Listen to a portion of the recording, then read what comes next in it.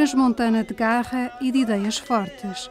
Ainda pensou seguir a vida religiosa e partir para a missão, mas acabou por tirar o curso de enfermagem. Anabela Torres é a protagonista da nossa história e vamos encontrá-la em Moçambique. É assim, eu penso que anda na escola. Ainda adolescente, entrou em contacto com a revista Audácia dos Combonianos e aí ouviu falar de lepra. Nascia assim o sonho de partir em missão.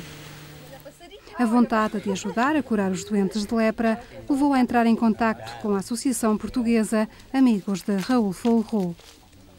Como sabia que tinham muitos projetos em Moçambique, começou a nascer o desejo de ir para Moçambique e depois, mesmo após o meu discernimento vocacional e dizer que pronto, não, a minha vida religiosa não é o meu caminho, não é a vida para mim, sempre com isto de querer fazer um ano, pelo menos um ano de experiência, vir para Moçambique. Em setembro de 2000 participei num curso de laparologia em Fontilhos, em Espanha, portanto financiado pela APARF, juntamente com mais 4 pessoas. Em 2005 parte para Moçambique como voluntária. A APARF dá o financiamento, a Anabela um ano da sua vida a este povo. É acolhida na casa das Irmãs da Apresentação de Maria, nos arredores de Nampula. É nesta província que Anabela passa a desenvolver o seu trabalho em estreita colaboração com as autoridades de saúde locais. É um contributo que é salutar porque uma das doenças que mais preocupa o país é a lepra. E olhando para o país, aquelas províncias que têm mais casos, têm prevalências elevadas de lepra são Cabo Delgado, Niassa e Nampula. E até há uns 2, 3 anos atrás, Nampula era aquela província que tinha mais casos. Neste momento está a província de Cabo Delgado, mas a diferença não é assim tão grande. Em Nampula, a prevalência de lepra é ainda de 6 casos em cada 10.000 habitantes. É no seio desta realidade que vamos encontrar o trabalho da Anabela. O seu local de trabalho tem base no Centro de Saúde da Namaíta. Mas num país onde as pessoas primeiro procuram o curandeiro e só em último caso o enfermeiro, é necessário partir em direção às comunidades no meio do mato. Estou a trabalhar no grupo, formando um grupo de autocuidado. Portanto, para as pessoas que foram atingidas pela lepra e que têm deformidades, aprenderem como devem cuidar, portanto, dos olhos, das mãos e dos pés, os quais tiveram lesão nos nervos e que, como tal, têm problemas.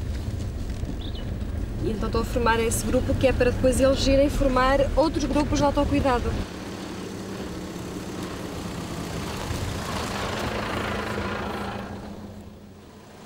Anabela chega à comunidade e é recebida pelos membros da Alemo, uma associação que chegou a Moçambique em 2004 e que congrega doentes de lepra ou pessoas que já foram atingidas pela doença. Não sei, já estão todas as pessoas ou quase? Alguns ainda não chegaram. Sim. Se calhar primeiro era melhor fazermos a reunião normal, Sim. depois então veríamos se era possível. Penso que será melhor assim. Vamos entrar. Na Palhota, o ambiente é de acolhimento aos visitantes.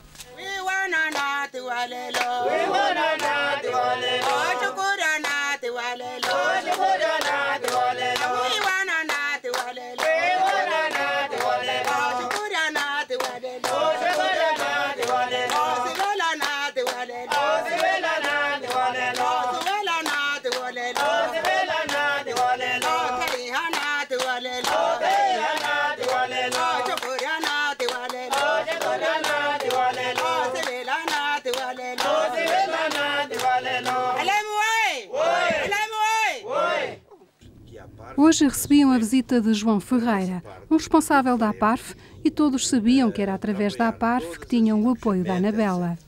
Mas a APARF não faz tanto como faz a Anabela. A Anabela disponibilizou um ano da sua vida sem ganhar dinheiro. Depois da recessão, o trabalho. Estes homens e estas mamãs estavam aqui para aprender como cuidar das feridas. Alguns deles já foram atingidos pela doença. Agora querem transmitir os conhecimentos a outros membros da comunidade. É assim que se criam os grupos de autocuidado. Para pessoas que não têm acesso a medicamentos, o tratamento faz-se com produtos naturais. Pois é, o óleo de rícino tem um cheiro que afugenta os ratos. Se utilizarem um óleo de cozinha normal, os ratos podem vir e começar a roer os dedos, os pés da pessoa, porque a pessoa não sente e não sente que está ali um rato a comer. A primeira manifestação de lepra são manchas no corpo e caracteriza-se por uma perda de sensibilidade, nomeadamente dos membros periféricos, as mãos e os pés. Como não há sensibilidade, acaba por não se dar importância a uma pequena ferida que apareça. Se a ferida não for devidamente tratada e pode infectar, aí depois também pode originar osteites, infecção nos ossos, e então é como que reabsorve o osso e há atrofia muscular e então ficam encurtados os dedos, quer dizer, não são amputados, não são amputações, são encurtamentos dos dedos. Como pode, depois há essa parte, isso vem um pouco das feridas, depois há aquela parte dos dedos em garra, quando ficam assim, que é precisamente o atingimento dos nervos. E se a pessoa não for treinando para evitar a progressão da garra, depois fica rígida. Quando detectada a tempo, a lepra não leva à perda da extremidade dos dedos. O tratamento em Moçambique é gratuito, mas o problema é acabar com a discriminação que ainda existe em relação aos doentes de lepra. As pessoas ainda têm algum receio, ainda têm medo de ser discriminadas, de serem marginalizadas, porque quando não havia um tratamento que garantia a cura, as pessoas eram tiradas das famílias e levadas para leprosarias, que aqui chamavam gafaria, como era o caso da Ana Meita. Eu há pouco tempo fiquei a saber que as pessoas que viviam naquela área, que ficou a ser a gafaria, foram afastadas para mais longe. Então os que viviam ali eram só leprosos.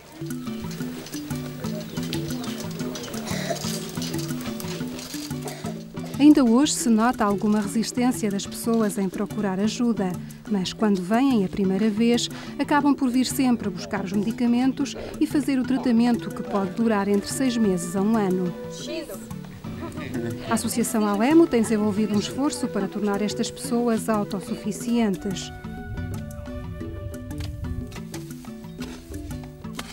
E é com muito orgulho que os seus membros não nos deixam partir sem nos mostrarem a sua machamba. Para que o português entenda, a sua horta, onde cultivam os produtos que necessitam para a sua alimentação e vendem os excedentes. Também uma boa alimentação é uma forma de combater as doenças.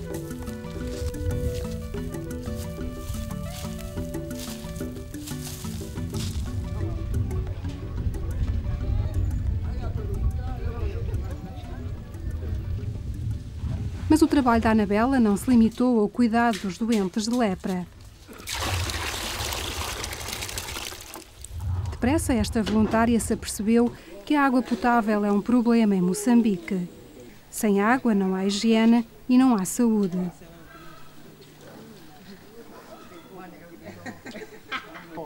Ficou chocada quando viu este centro de saúde no meio do mato, novinho em folha, com todas as condições para acolher doentes, mas sem água.